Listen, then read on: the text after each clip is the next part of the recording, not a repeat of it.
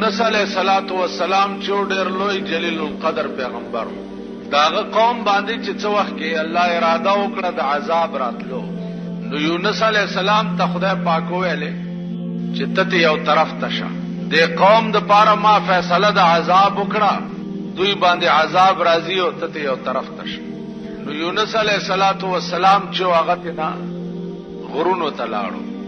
چې غرونو تلاړو نو د قوم چې څو وخت کې آثار د اسمان ولید، نو پوه شو چې دا د یونس علیہ السلام خبره چې ودا خو رښتیا و او والله چې عذاب را روان دی. نو ټول قوم را ټول شو او د کلی نه بار یو ډاګه ته وته او ټول خدای ته سر په سجود شو چې یا الله مونږ استاد پیغمبر نافرمانی کړې ده، خدای معافي غواړو مونږ معاف کا.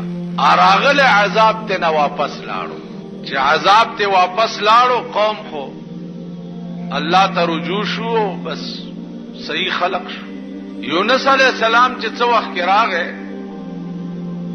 هغه دا خیال کړو چې بس قوم د قوم به تبا شوی، چا ورته لاره کې وی چې هغه باندې خو عذاب راغلی او خو هغه عذاب ته واپس لاړو، قوم تبا نشو.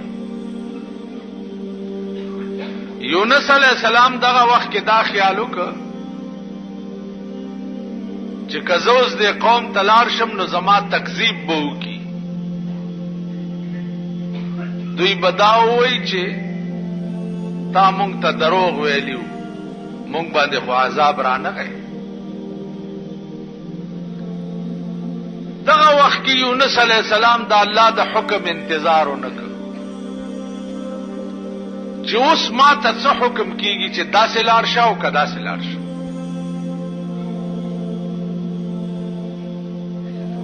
نو دی روان شو مخ په دریاب باندې او خیال یې وکړ چې د دې دریاب نه هغه غاړه بلار شم او هلته به وخت تېروم.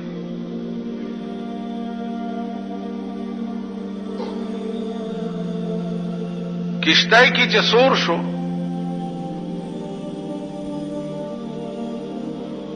کشتۍ روانه شو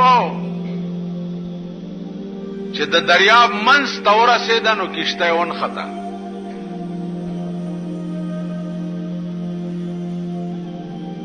چې ونښته اوس نه مخکې ځي او نه رستو ځي، مانګیان دي د کشتۍ چې کوششونه کوي چې اوس څه چلو کو. آواز وشو چې په دې کشتۍ کې د مالک نه څوک باغی را تښتېدلی دی،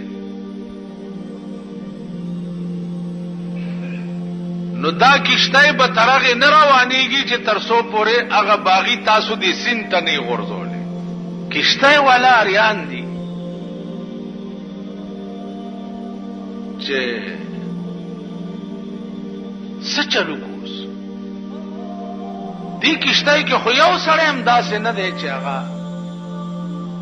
د مالک نه باغي وي، د شان و شوکت نه یوم، او بیا د پیغمبر خو ډېر لوی مقامي ډېر لوی شان و شوکت وي، په هغې چېرته دا خیال کېدی شو چې دا به د مالک نه باغي، یو ته ګوري بل ته ګوري بل ته ګوري.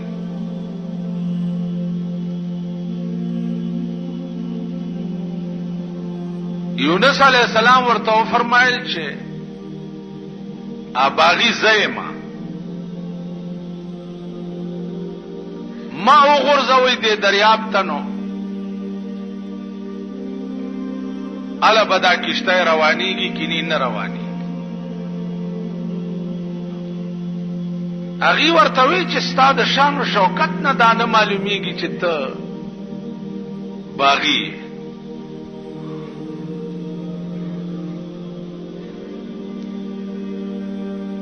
یونس علیہ السلام ورته فرمایل چې په خدای قسم کا زم نیم لړه کړي چې ترغه پورې دا کشته روانه نشي. ډېر وخت پکې تیر شو.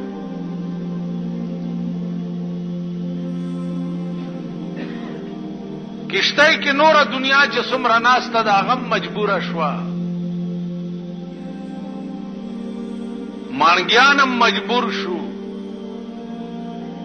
یونس علیہ السلام یونی وہ دریاب ته وغورځول او چې وی غورځولو دې مقام کې الله د دریاب یو نهنګ د حکم کړو چې د کشته نه سړی را وغورځيږي ته تیر کا اغه نهنګ لوی مېد دریاب ورته ولاړو چې څنګه دې ورغورځولو هغه ونی و خلک او بس تیرې نهنګ ته حکم وشو چې دا هضم نکي ما دا ستا خېټه د پاره قید خانه جوړه کړې ده دې بستا په دې خېټه کې قیدی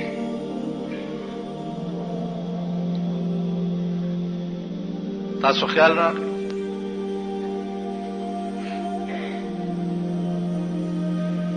سلويخت ورځې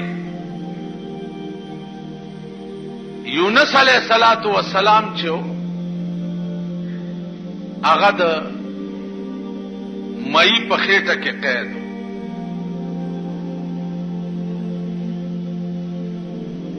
دا وخت کې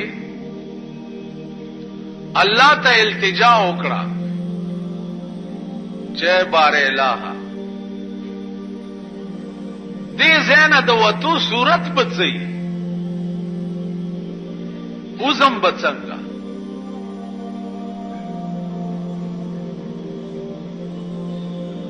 نو الله ورته وظیفه وخودا چې زما د گرفت او د پکړ نه چې نجات غواړي نو د مئی په دې خېټه کې دا وظیفه شروع کا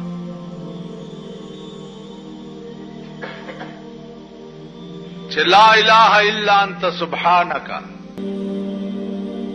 انی كنت من الظالمین لا اله الا انت اے خدا بل څوک نشته مگر هم ته سبحانك پاکی دا تعالی را انی كنت من الظالمین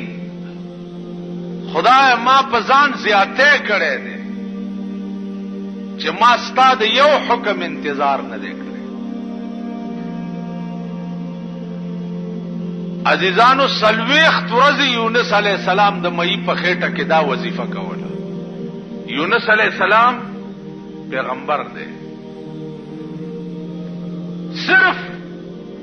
قوم تلانړو او په دریاب روان شو او دا الله د حکم انتظار یې ونکړ نو الله د کشتۍ نه مئی لاندې وغورځولو مئی تیر کړو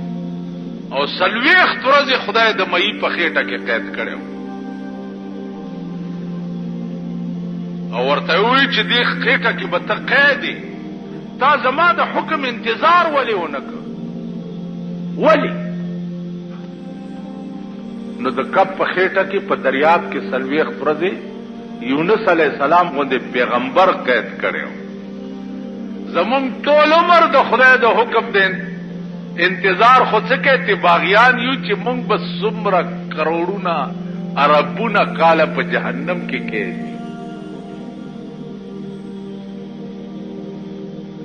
نو وظیفه ورته خدای د مئی په خېټه کې وخودا چې پتیارو کې خو پروتي او وظیفه وکړي نجات درته وشي لا اله الا انت سبحانك خدای تا نه بغیر بل څوک نشته ته پاکه انی کنت من الظالمین خدای ما په ځان زیاته کړي